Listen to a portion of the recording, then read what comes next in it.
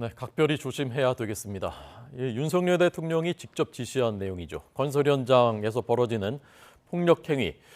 경찰이 집중 단속을 하고 있고 지난 석 달 동안 2,800명 단속했다는 중간 결과를 오늘 발표했습니다.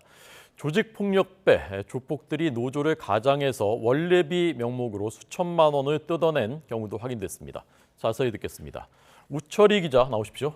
네, 경찰청입니다. 네, 조폭인데 노조 간판을 걸고 노조 행세를 한 것이 확인됐다고요? 네, 그렇습니다. 충북 지역 폭력 조직원들이 주도해서 노조 지부를 설립하고는 건설 현장 8곳을 상대로 범행을 저지른 겁니다. 애초 노조를 만든 목적이요, 실제 조합 활동을 하기 위해서가 아니라 건설사에서 돈을 받아내기 위해서였습니다. 불법 고용 외국인을 모두 신고하겠다, 노조원을 풀어서 현장 입구에서 매일 집회를 하겠다며 협박을 일삼은 것으로 조사됐습니다.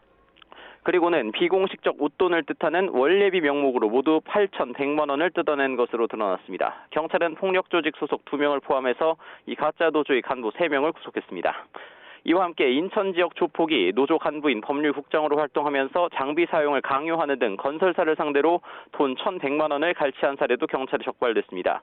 또 수도권에 있는 건설 현장 2곳에서 출입문을 몸으로 막거나 차량을 주차해 작업자와 장비 출입을 막고 합의금 명목으로 2억 7천만 원을 뜯어낸 혐의로 노조 간부 3명이 구속되기도 했고요.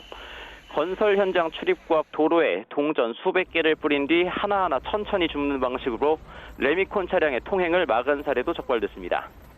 네, 이게 윤석열 대통령이 건폭이라고 명명하면서 이제 집중 단속하라 지시한 것인데 이걸 이제 경찰이 집중 단속한 그 사례들인 거죠?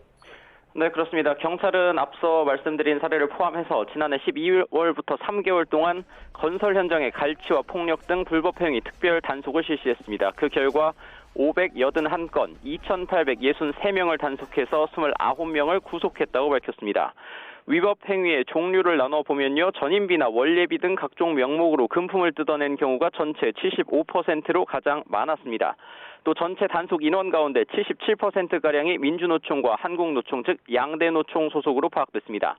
앞서 윤석열 대통령은 이른바 건폭을 뿌리 뽑아야 한다면서 건설 현장 불법 행위에 대한 엄정 대응 기조를 밝혔죠.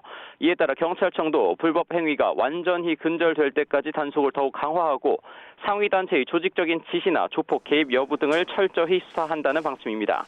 하지만 노조는 정부가 건설 현장의 불법 행위를 고치려 하지 않고 탄압에만 열을 올린다고 맞서고 있는 만큼 경찰의 단속이 이어질수록 그 반발 수위도 거세질 것으로 보입니다. 지금까지 경찰청에서 YTN 우철입니다.